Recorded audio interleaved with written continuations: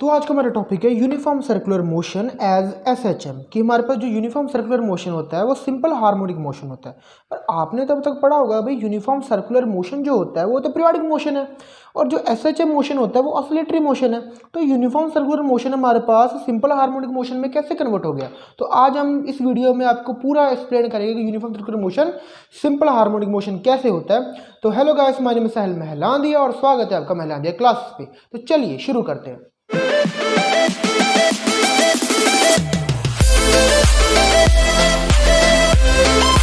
तो पहले देखो जी, आपको पता होना चाहिए कि सिंपल हार्मोनिक मोशन क्या होता है। सिंपल हार्मोनिक मोशन देखो, a motion that repeated itself over and over again after regular interval of time about its mean position is called simple harmonic motion।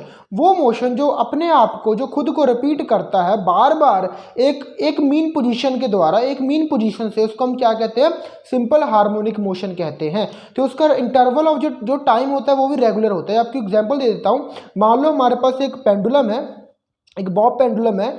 अगर हम उसको ऐसे मान लो, हमारे पास एक पेंडुलम है, अगर मैं उसको यहाँ पर खींचूंगा और पेंडुलम को यहाँ पर मान लो, पेंडुलम को मैं ले गया और उसको ड्रॉप कर दूंगा तो क्या होगा। मान लो ये पोजीशन हमारे पास ए पोजीशन है। जब वो पेंडुलम को मैं ड्रॉप किया तो वो मान लो यहाँ पर गया, फिर वे पेंडुलम मेरे पास कहाँ जाएगा, यहाँ पर जाएगा। ठीक है, इसको मान लेते हो पोजीशन बी। फिर वो पेंडुलम वापस हमारे पास ए पर आएगा। तो इस तरह के मोशन को कि भाई ऑब्जेक्ट हमारी पहले ए से बी गई, फिर बी से फिर दोबारा ए पर आ रही है, इस तरह के मोशन को हम क्या कहते हैं, सिंपल हार्मोनिक मोशन कहते हैं। ठीक है, और ये पोजीशन हमारे पास होती है मीन पोजीशन, जिसके ऊपर ये बार बार आता है। ठीक है, और ये हमारे पास जो दो पोजीशन है इसको हम कहते हैं एक्सट्रीम पोजीशन।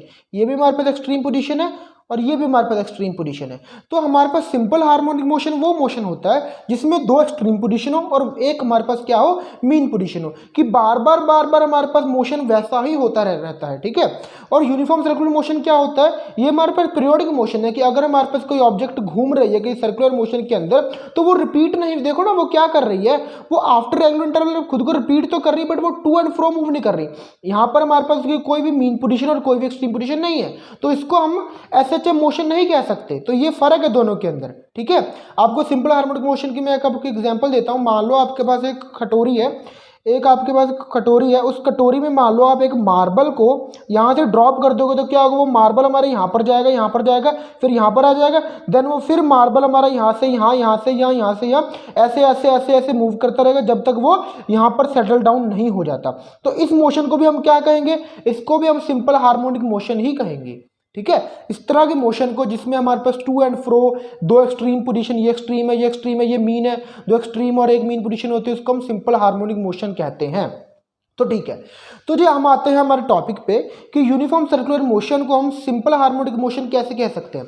तो आपको मैंने अभी बताया कि भाई यूनिफॉर्म सर्कुलर मोशन वो होता है कि हमारे पास ऑब्जेक्ट है, एक सर्कल में घूम रही है, एक यूनिफॉर्म सर्कुलर में घूम रही है। इसको मैं मान लेता हूँ जी, ये मेरे पास वाई डैश है, ये मेरे पास वाई है, और ये दो एक्सिस मैंने इसमें से पास कर दिए, मेरे पास एक्स है और ये मेरे पास एक्स डैश है। क्लियर जी। तो अगर पार्टिकल देखो, मान लो हमारे पास पार्टिकल यहाँ है, एट एनी इंस्टेंट, इस पॉइंट को मान लेता हूँ मैं P, तो पार्टिकल मेरा ऐसे मूव करके यहाँ पर पूरा अपना सर्कल कंप्लीट करेगा। तो ये मोशन तो मेरे पास सिंपल हार्मोनिक मोशन नहीं है, क्योंकि यहाँ पर ना तो एक्सट्रीम है ना मीन है। पर ध्यान से देखो, अगर मैं इसका यहाँ पर एक परपेंडिकुलर ड्रा कर दूँ, दिख रहा है आपको, देखो ध्यान से, दिख रहा होगा मुझे लगता है ना। अगर मैं यहाँ से इसका एक परपेंडिकुलर ऐसे ड्रॉ कर दूं तो क्या होगा, देखो ध्यान से, एक पॉइंट को मैं मान लेता हूँ M पॉइंट। ठीक है, अगर मैं ये मेरे पास M पॉइंट दिख रहा होगा आपको ना, तो अगर मैं इससे यहाँ से परपेंडिकुलर ड्रा कर दूं, अब मैं P पॉइंट को यहाँ से यहाँ मूव करूँ, देखो क्या होगा, तो ये परपेंडिकुलर भी साथ साथ मूव करेगा। जब ये P पॉइंट मेरा यहाँ पर था, जब मोशन स्टार्ट ही हुआ था, तो ये परपेंडिकुलर भी जब बिल्कुल यहाँ पर था, इसको मैं मान लेता हूँ मीन पोजीशन। जब मेरा पार्टिकल ऊपर मूव करेगा तो ये परपेंडिकुलर मेरा ऐसे ऐसे ऐसे ऐसे मूव करेगा।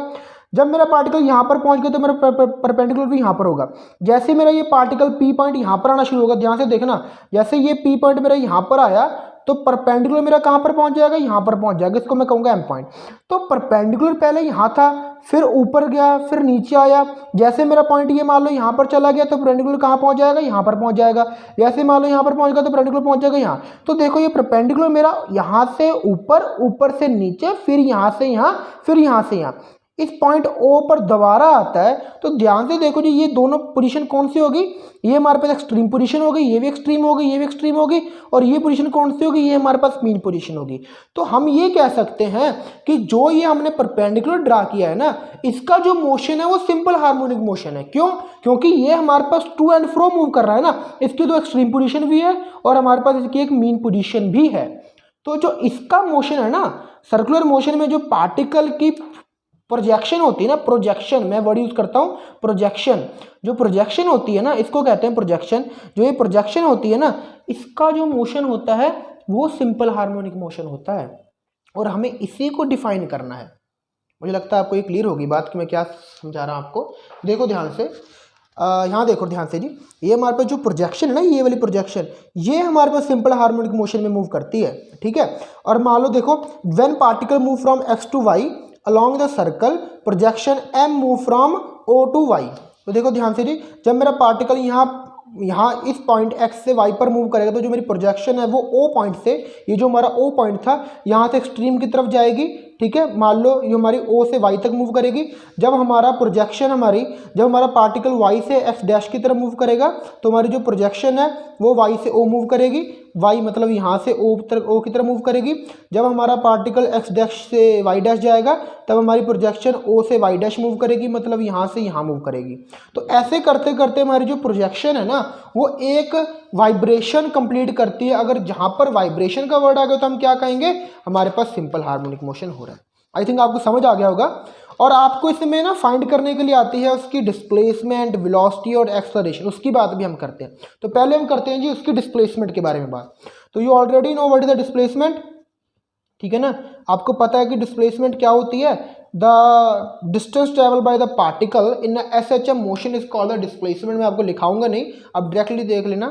जो हमारे पास जी डिस्टेंस होता है travel by a body having S H am from its mean position, उसको हम कहते हैं उसका डिस्प्लेसमेंट, कितना मूव किया।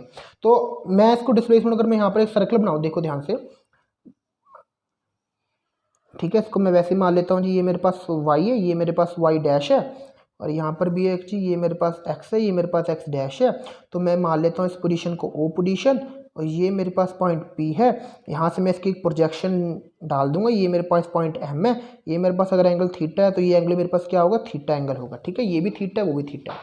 तो मैं क्या कह रहा हूँ कि भाई कितना डिस्टेंस उसने ट्रैवल किया है, उसकी मीन पोजीशन, ये मीन पोजीशन है ना, अब फ्री की मीन पोजीशन से पार्टिकल ने कितना डिस्टेंस ट्रैवल किया है, उसको हम कहते हैं उसकी डिस्प्लेसमेंट, ठीक है। ये जो हमारे पास y मूव किया है ना, इसको हम कहेंगे इसकी डिस्प्लेसमेंट। तो इसको कैसे निकालेंगे, we want to find this, हम इसको फाइंड करना चाहते हैं। ये हमारे पास क्या होगा, 90 डिग्री का एंगल होगा। अब ध्यान से देखो जी क्या बन जाएगा, इसको देखो ध्यान से, ये क्या होगा मेरे पास, ये हमारे पास एक ट्रायंगल बन गई ना। इस ट्रायंगल में देखो, अगर मैं इस ट्रायंगल को, ये ओ पी एम ट्रायंगल, इसको मैं ऐसे बना दो, देखो ध्यान से, ये मेरे पास होगा पॉइंट ओ, ये मेरे पास होगा एम, ये मेरे पास होगा मान लो पी, यहाँ पर मेरे पास थीटा एंगल है, ठीक है। मुझे दिखता नहीं आपको, खड़ो दो, रुको रुको दो, मैं आपको बना के दिखाता हूँ। यहाँ पर देखो, यहाँ पर देखना एक बार, देखो जी, मैं ट्रायंगल को बना रहा हूँ, थोड़ा सा देखना। इस पॉइंट को मैं मान लूँगा P, देखना ये है ना, इस पॉइंट को, ये जो P पॉइंट है इसको मैं नीचे मान लूँगा। ये मेरे पास पॉइंट P है, और ये मेरे पास पॉइंट O है, ये मेरे पास जी M है, ठीक है। यहाँ पर मेरे पास एंगल थीटा है। मैंने क्या फाइंड करना है, मैंने OM फाइंड करना है। OM मेरे पास क्या है जी, परपेंडिकुलर है। और परपेंडिकुलर मेरे पास कैसे आता है, मुझे पता है जी, मेरे पास साइन थीटा का फॉर्मूला लगेगा, sine theta is equal to perpendicular over hypotenuse. तो यहाँ पर जो परपेंडिकुलर का काम कर रहा है उसको मैंने पहले ही y मान रखा था, तो मेरे पास क्या आएगा, sine theta is equal to y by, तो जो h है मेरे पास, जो h है, जो h क्या होगा, हाइपोटेन्यूज यहाँ पर क्या काम कर रहा है, ये रेडियस है ना सर्कल का। देखो ध्यान से, अगर मैं आपको दिखाना चाहूँ, तो ये मेरे पास क्या है, ये रेडियस है ना मेरे पास, इसको मैं स्मॉल आर मान लेता हूँ। तो ये जो रेडियस है, ये मेरे पास हाइपोटेन्यूज, तो इसमें क्या आ गया जी, y ओवर r आ गया। तो मेरे पास फॉर्मूला क्या बन गया, y is equal to r sine of theta. ये मेरे पास बन गई जी डिस्प्लेसमेंट। इसको अगर थोड़ा सा और कन्वर्ट करना, इसको कह सकता हूँ y is equal to R sine omega T. और आपको पता है ओमेगा टी कैसे आता है, नहीं पता तो देख लो जी यहाँ पर, बिकॉज हमारे पास ओमेगा का फॉर्मूला होता है थीटा बाय टी, यहाँ से थीटा का फॉर्मूला क्या आ गया, ओमेगा टी आ गया। तो इसको मैंने ऐसे लिखा है, ठीक है। तो ये है मेरे पास जी फॉर्मूला डिस्प्लेसमेंट का, ये डिस्प्लेसमेंट मेरे पास आ गई है एक। अब आगे करते हैं जी वेलोसिटी। तो पॉइंट नंबर 2 वेलोसिटी। देखो आप समझने की कोशिश करो, मुझे लगता है नोट्स आपके पास ऑलरेडी होंगे, ठीक है ना, तो मैं ज़्यादा आपको लिखवा नहीं रहा हूँ कि वेलोसिटी क्या होती है, डिस्प्लेसमेंट क्या होती है। आप जस्ट इस बात को समझ लीजिए कि हम इसको फाइंड कैसे करते हैं, और सिंपल हार्मोनिक मोशन को हमने यहाँ पर कैसे डिफाइन किया, मुझे लगता है आपको समझ आ गया है। नोट्स आपके पास ऑलरेडी हैं, तो बस जस्ट आप समझने की कोशिश करो। तो वेलोसिटी हमारे पास क्या होती है जी, तो वेलोसिटी हमारे पास होती है कि rate of change of displacement, कि हमने जो डिस्प्लेसमेंट है वो हमारे पास कैसे चेंज हो रही है, वो यू ऑलरेडी नो कि कितनी फास्टली हमारे पास वो चेंज हो रही है। तो वेलोसिटी हमारे पास कैसे आती है, आपने डेरिवेशन चैप्टर कर रखा होगा।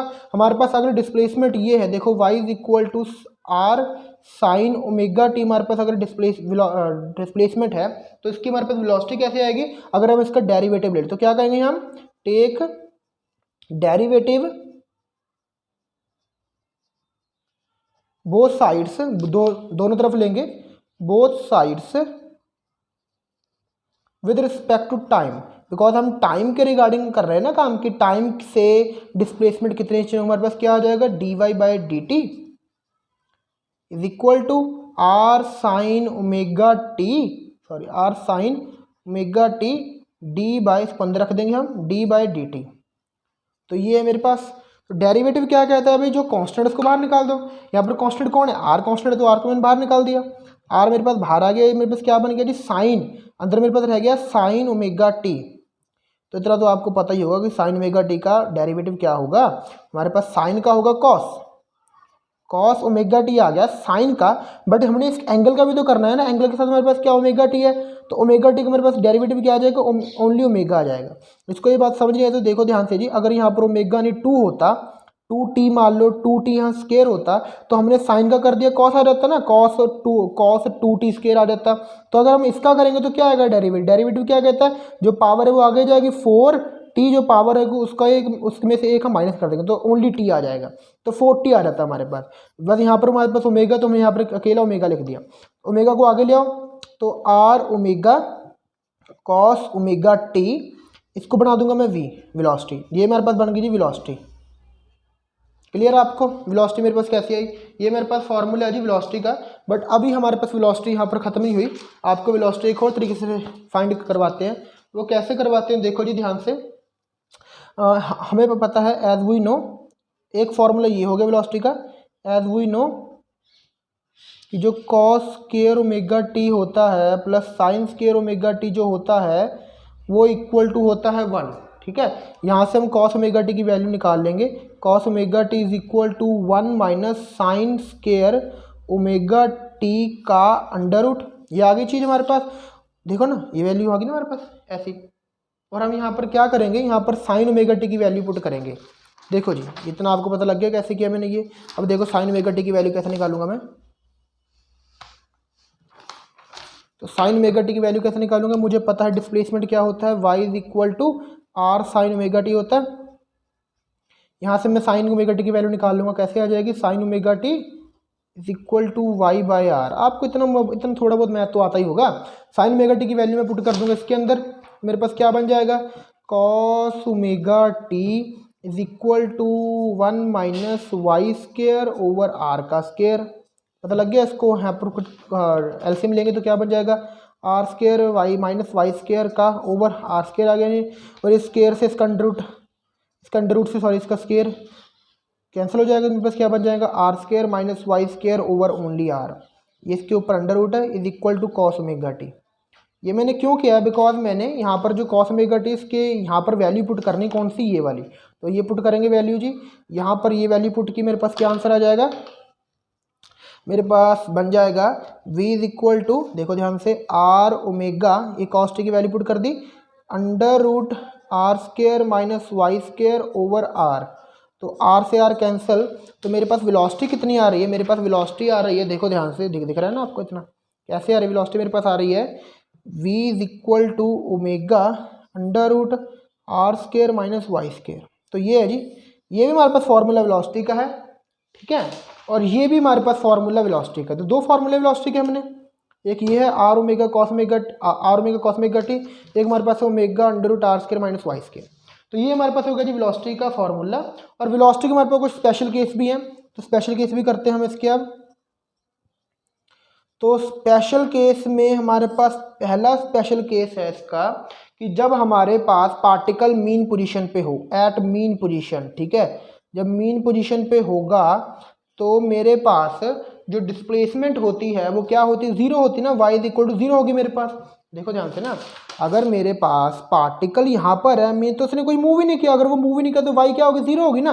तो वाई को पुट कर देंगे जीरो, तो ये फॉर्मूला इसमें वाई को पुट करेंगे zero, V is equal to omega under root R square minus zero का स्केयर, हमारे पास क्या बन गया, वी अंडर रूट आर का स्केयर, स्केयर से अंडर रूट कैंसिल, तो वी सॉरी ये ओमेगा है, V is equal to omega R, formula आ गया जी। Point two, special case two, at extreme position, at E position. तो ई पोजीशन पे क्या होता है जी, ई पोजीशन पे हमारे पास जो डिस्प्लेसमेंट होती है वो मैक्सिमम होती है, डिस्प्लेसमेंट मैक्सिमम होती है। देखो ध्यान से, जब हम ई पोजीशन पे पहुंच गए, यहाँ पर पहुंच गए, ई पोजीशन पे पहुंच गए, तो मैक्सिमम डिस्टेंस कवर कर लेना नहीं यहाँ से। ये मैक्सिमम एक्सट्रीम पोजीशन पे कौन सा होगा, ये मैक्सिमम हमारे पास, देखो ये मैक्सिमम क्या होगा, अगर हमें कहें कि ये पार्टिकल यहाँ पर पहुँच गया तो ये पूरा क्या है, ये रेडियस है तो ना, सर्कल का रेडियस है, तो उसका जो मैक्सिमम डिस्टेंस वो ट्रैवल कर रहा है, प्रोजेक्शन ट्रैवल कर रही है, वो कितना है, वो आर ही है, उसका रेडियस ही तो है ना, मैक्सिमम रेडियस तक ही मूव कर सकता है, उसके आगे तो नहीं जा सकता, तो आर आ गया। तो जब हमारे पास ई पोजीशन होगी तो वाई कितना होगा हमारे पास, आर हो जाएगा। तो पुट कर देते हैं, v is equal to omega under root R square minus R square, तो आंसर मेरे पास आपके पास आ गया zero, v is equal to zero. तो ध्यान से देखो जी, मीन पोजीशन पे वेलोसिटी मैक्सिमम होती है और एक्सट्रीम पे जीरो होती है, ऐसा कैसे, ऐसा कैसे, देखो ना, अगर मान लो हमारे पास ये मेरी उंगली की तरफ देखो, मान लो ये पेंडुलम है, अगर मान लो ये मीन मैं इसको ऐसे लेकर जाऊँ, इसको यहाँ से छोड़ूँ तो ये ऐसे मूव करेगी, ऐसे मूव करेगी, ठीक है। अब जब ये यहाँ पर जाएगी ना, तो इसको अगर इसकी वेलोसिटी एक्सट्रीम पे जाकर जीरो नहीं हुई ना, तो ये वापस कैसे आएगी, अगर देखो अगर इसकी वेलोसिटी जीरो हो ही नहीं रही तो ये ऐसे मूव कर जाएगी ना। तो एक्सट्रीम पे इसकी वेलोसिटी जीरो होती है, देन ये ऐसे आती है, फिर एक्सट्रीम पे जीरो होती है, फिर ऐसे आती है।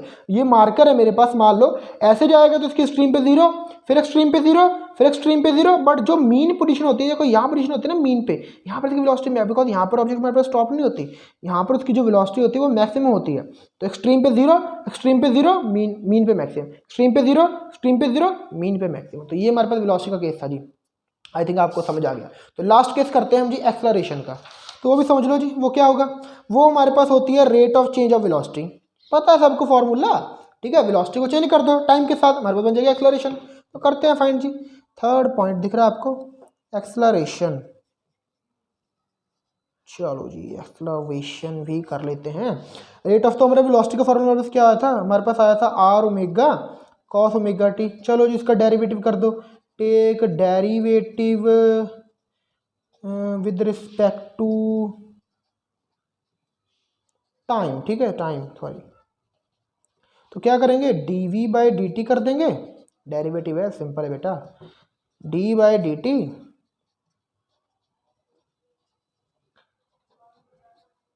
जो कांस्टेंट कौन है, ये कांस्टेंट बाहर कर लो उसको, तो आर ओमेगा बाहर आ गया, अंदर मेरे पास रह गया D D T cos omega T. तो करेंगे डेरिवेटिव इसका, क्या आएगा डेरिवेटिव, इसका डेरिवेटिव आएगा आर ओमेगा, वैसे का वैसे आ गया, इसका कॉस का क्या होता है, साइन होता है ना, माइनस साइन होता है जी, माइनस साइन ओमेगा टी। अब इस ओमेगा टी का भी कर देंगे, क्या आएगा, मेनली ओमेगा आएगा, पहले बताया आपको मैंने, ओमेगा बाहर निकालो, क्या आएगा, R omega square minus sine omega T, इस माइनस को बाहर निकालो, क्या बन जाए मेरे पास, minus omega square R sine, दिख रहा है आपको, साइन ओमेगा टी। और ध्यान से देखो, ये आर साइन ओमेगा टी क्या था, वाई था जी, डिस्प्लेसमेंट हमने किया है, ये वाई था, that is acceleration.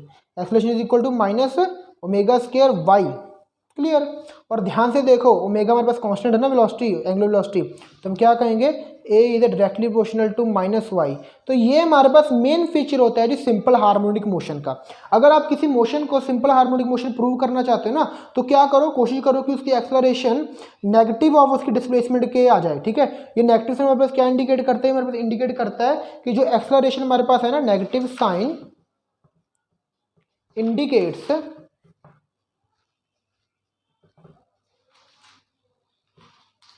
indicates that acceleration is directed